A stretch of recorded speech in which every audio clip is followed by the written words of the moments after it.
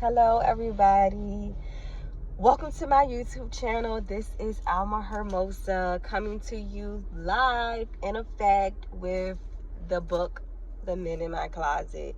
If you have not read or seen my videos before, please feel free to go back through the next chapters beforehand. Excuse this on my face, we're gonna keep it moving. Don't forget to like and subscribe to my channel so you can get updates and things like that on when I'm dropping the next chapter. We're just gonna get straight into this chapter. This chapter is called The Emotional Vampire.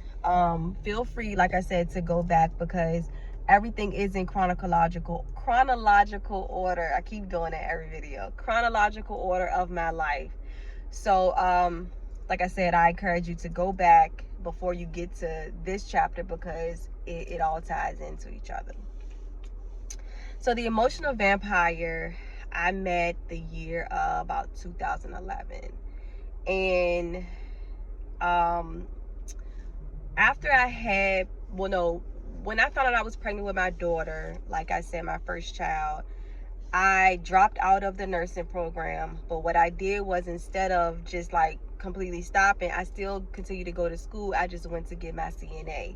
I completed that and I started to work at a nursing home. This is my first nursing home job. I stayed there for about a year before I met the Emotional Vampire. So one particular day, this like coworker walked up to me and was like, hey, the guy in the kitchen says hi. I'll be honest with you, I really wasn't interested in him like that. I didn't really think he was even cute. But hey, whatever. So it wasn't until like we all kind of got close, and me and a couple other friends, we got close, and I really started to like be around him and listen to how he talked, his mind frame and things like that. And then I'm not gonna lie, like I started gravitating towards him. It really wasn't about his whole image or anything like that at all. So I went for it. We started talking on Facebook and it just went from there. He was really, really cool, I'm not gonna lie. Like, he was this chocolate foreign, stay fly type of guy.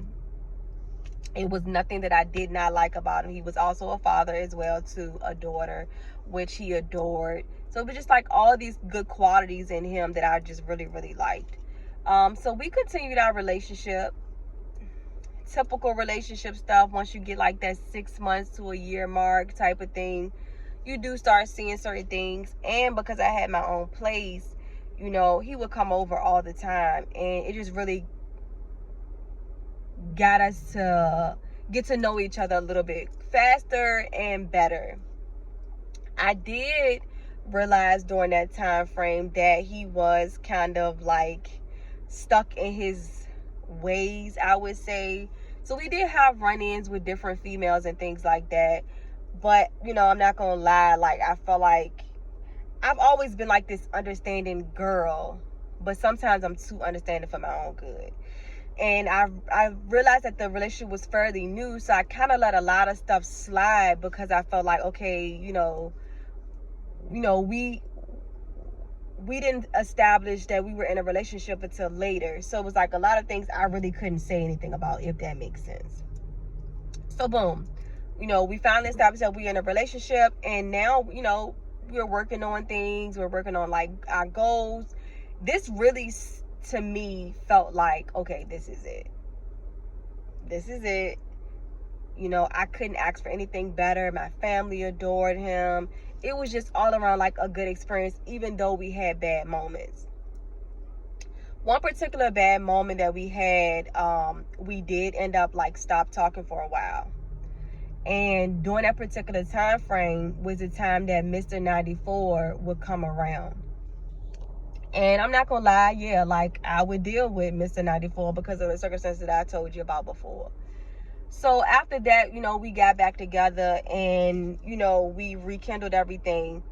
And I go out one day and we go out one night and we party like super hard. We're drinking and everything like that.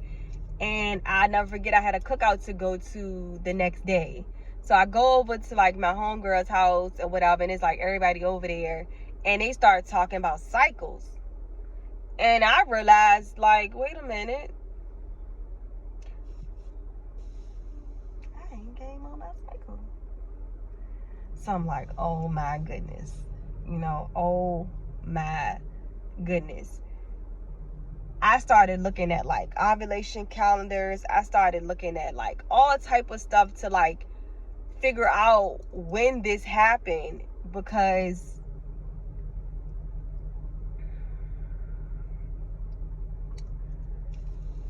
I had intercourse with 2 men very close together, and I had no idea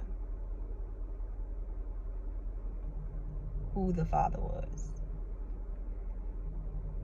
I felt dirty. I felt like I betrayed myself. Like everything that I had set out, even down to like having one baby dad, or like laughing at those girls on Maury about how they don't know who they baby daddies is. And here I am in the same situation because of careless like actions that you're not thinking about when you're doing them. You're just doing them for whatever reason you're doing them for. So it drove me crazy. For the whole 9 months, it drove me crazy. I'll be honest, the emotional vampire did not know. If he watches this video, this will be the first time that he hears this. Mr. 94, on the other hand, knew the whole entire time. He knew that it was a possibility that it could be his child. Even more his son, because I found out that I was having a boy. And yeah, it was hard. It was hard. It drove me crazy. It drove me crazy. Like all the ultrasound pictures, everything that I could think of, like I'm looking at dates for 9 months. So after that, I had the baby. As soon as the baby came out, I'm not even gonna lie to you, I knew exactly who the dad was. He looked just like his father. It was really no denying it. It was like they were identical. So it was like a relief, but I knew in the back of my head, like it would be a time frame where, it might come up where we might get a paternity test or whatever. But I was firm and believed that that was that. So we got that out the way. During a particular time that I had the baby, when I was 8 months pregnant, we decided to split. We decided to split during the 8 months, and he started dating somebody else. Like, that's his prerogative. That's what he was doing. So, it was a lot of tension because, we just couldn't get it together. It was always like friction, or something that I was doing, or something I felt like he was doing, and we didn't get to a point where we couldn't coexist, but it was getting there. So it was like kind of like hard beef when I had the baby and after. Why? I'll tell you why. My son ended up being like really, really sick when he was a baby, so he needed like extra care. He was it was like a hole in his throat where he would like project his milk and things like that. So I was really scared and nervous about his dad taking care of him. I just didn't feel like he could, and that was just my opinion. Was I kind of wrong for that? Yeah, like I think that all mothers need to get out of that phase. If you have a kid by somebody, like, oh, you should have known that, you should have felt comfortable, period. So anyway, it's finally time for him to get the baby by himself, and my son was probably about a month old, if that. He comes and get him, says hi to me, I tell him everything that's in the bag, things like that, and he goes on his way. About 2 hours later, after I take a nap, I get some me time, my grandmother comes knocking at my door, and she's like, I just wanted to make sure that you're okay. And I said, well, why would you think that I'm not okay? And she was like, well, he called and said that he thinks that you're going through postpartum depression. You told him to keep the baby. And I'm just like, I didn't say any of that. Like, why did he think that I'm going through postpartum depression? And he said, she said, well, he said that you sent the baby out with just a onesie on and things like that. So I'm just like, okay, look, let me call him. I call him and he tells me that he's keeping my son. I'm not gonna lie, like, I thought it was a joke. I was like, let's just start over. You know, bring the baby back and we can start over another day. You know, it's cool. So he just, like, he wasn't giving me the assurance that I need that everything was gonna be okay. So me and my best friend at the time, we go around to the house. And yeah, he was not gonna give me the baby. I called the police.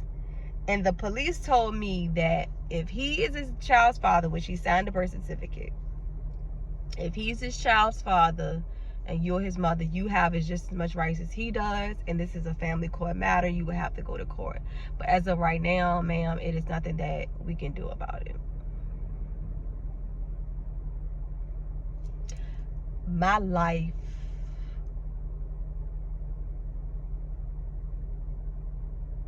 came to a complete stop that day. Here's this man holding my baby in his arms, talking cash junk. And all I could think about is, he's gonna take him. I'm gonna leave and let everything die down, and I will never see my son again. I don't know if he's gonna get on a plane and go to his country. I don't know, like, what he's gonna do. Like, I just started thinking so much. So I called my dad and I just cried to my dad. Like, you know, he has the baby. He's not giving the baby back. And I hung up with my dad, but apparently, from what I remember, I think my phone must have dialed him again. And it got to a point where I was just like crying. I was crying like snot bubbles on my knees, begging this man to give me his child, my child. He gave the child to his mother, and I'm just like pleading with his mom, and even she wouldn't give me my son back.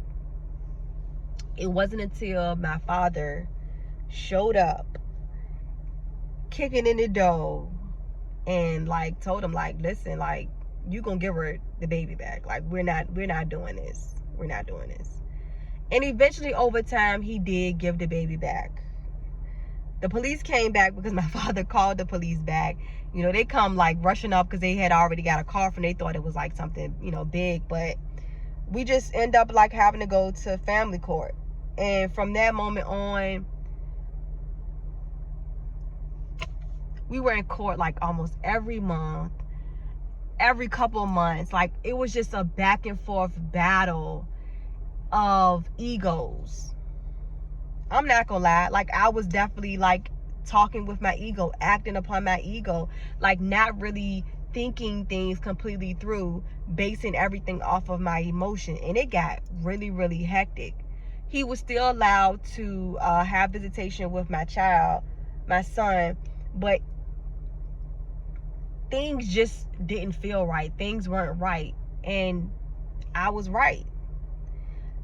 When my son turned about 2 or 3 years old, he was still doing visits with his father. And I remember my grandmother saying, you know, you don't see the way that he's walking, talking about my son. I'm like, no, I didn't really pay attention. And I noticed that he was limping.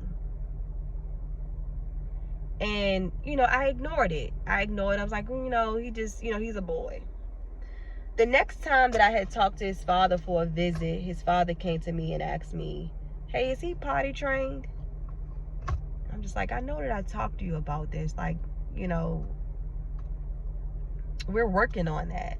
And he was like, oh yeah, because I thought he was potty trained, and, you know, he made a mistake and he pooped on himself, and I took him on a marathon walk with me, and he had poop on him the whole time, and I didn't know. So his butt is really, really sore. So I'm like, okay. So I'm like, you know, did you walk him in a marathon? And he was like, yeah, I walked him in a marathon. I'm just like, well, did you pick him up? No, I'm not going to pick him up. So I'm like, So when I get Aiden back to the house, I noticed that he's still limping again. And I'm just like, what is going on? So now my attention, now these feelings that I'm getting are getting worse. And I'm just like really starting to pay attention to a lot. It wasn't until the third time that came around where he called me one day from a visit and said, you need to come get him and you need to take him to the hospital. I'm like, okay, what is going on? Like, what is going on that I have to rush him to the hospital, that you can't take him to the hospital and I meet you there? He wouldn't answer. I call his mom. His mom doesn't know what's going on. I get to my son. He gets my son out the car and he was just like, take him to the hospital. You need to take him to the hospital. So as a mom, I didn't ask any more questions. I took him to the hospital. I literally had to go into a hospital and tell them that, hey, I don't know what's wrong with my son, but his father wants me to bring him to the hospital. We tried to call his father, try to put him on the phone. He did not want to talk to these people. It was so frustrating. So once I finally like put him down, I noticed that he was walking. Me and the doctors noticed that he was walking on his tippy toes. And, you know, they're looking at me and I'm just like, listen, I don't know anything. So they walk him around and then they put him back on the bed and they started to take his clothes off. My son had contusions to the bottom of his feet. He had a busted lip. He had bruises on his back and bruises on his hands. When the doctors asked my son who did that, he said his father. Not only did he say that it was his father, he called his father by his first name. They asked him how he did it, and my son said that he plucked him. Now, my son is like 3 at the time. He's 3, 2.5, 3 years old. He can speak very well. He can understand everything.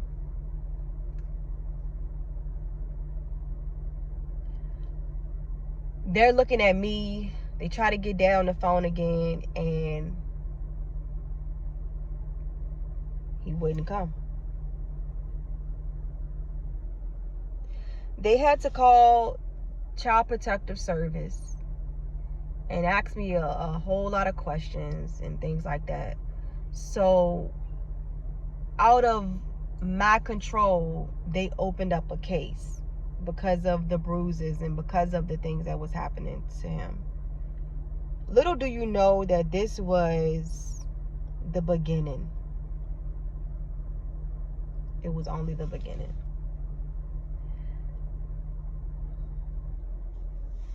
I really didn't know how to feel. I really didn't know what was true and what wasn't. Here I am again, going through something that I usually watch on TV and say, I would never go through that. I would do this. I would do that if this happened to me. And here I am, and it's happening to me, and I don't know what to do. I talked to his father thousands of times, asked so many questions. CPS, you know, reached out to me and were talking to me and investigating. And did we get anything resolved? No. They said that he does not have to keep my son in a bubble. If he does not know where the bruises came from, then it's okay because kids do a whole lot of things. Is that true? Yes. But contusions, bruises, busted lip, and nobody can tell me where it came from. Like, you can't say, oh, well, he fell down the steps, or he fell in the parking lot, or he was running and he did. You don't know what happened. Your family doesn't know what happened. That is a problem to me. But because we had a court order, and because he was the spiteful person that he was, he kept seeing my son. I had to allow him to keep seeing his son.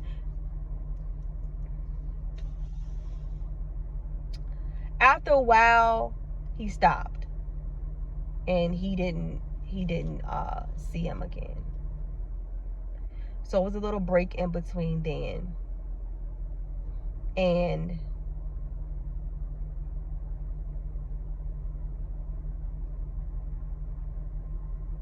it's just the beginning. Stay tuned for the next chapter.